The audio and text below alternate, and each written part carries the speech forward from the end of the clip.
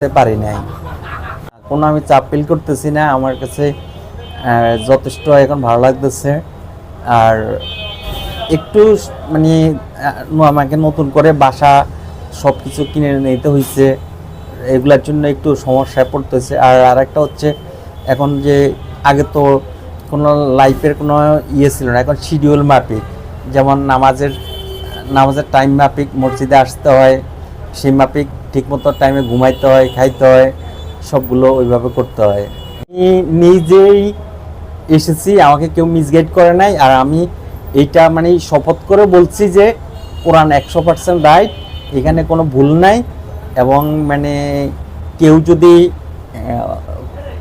কারো যদি ইচ্ছা থাকে কেউ তাহলে সেখানে কোরআন পড়ে দেখতে পারে। বাংলা কোরআন আছে গুগল প্লে স্টোরে, তারপরে আইফোনও আছে।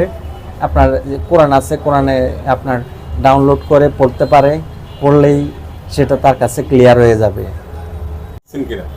আমাকে এখানে একজন হুজুর যথেষ্ট সহায়তা করছেন, উনি হচ্ছে মুফতি আবদুল্লাহ ভাই। আর আরেকটা হচ্ছে আরও দুই একজন আমাকে হেল্প করার। আমি যখনই কোনো একটু সমস্যা ফেস করি, বিশেষ করে আমি এখন সূরা ফাতিহা, তারপরে সূরা নাস, তারপরে সূরা ইখলাস, এই তিনটা মোটামুটি পারি ভালো করে। আর অন্যগুলো শেখার চেষ্টা করছি।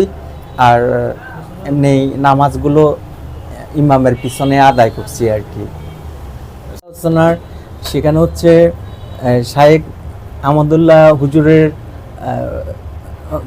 ওনার একজন ভক্ত আমি। ওনার বক্তব্যগুলো আমি খুব ভালো করে ইউটিউবে শুনতাম, তারপর হচ্ছে ফেসবুকে শুনতাম। ওনার বক্তব্যগুলো আমাকে খুব আকৃষ্ট করেছে। তেমন কিছু চাওয়া নাই, চাওয়া হচ্ছে আমি যখনই কোনো সমস্যায় পড়ি, যেমন আমি যেমন তাসুদটা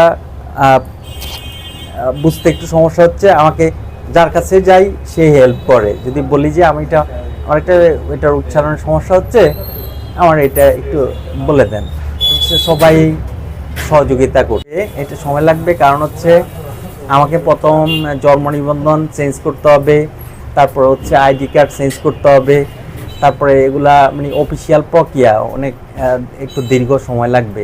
এখন আপাতত আমার স্কুলে যে নাম আছে আগের, ওই নামেই চলবে এটা আর কি।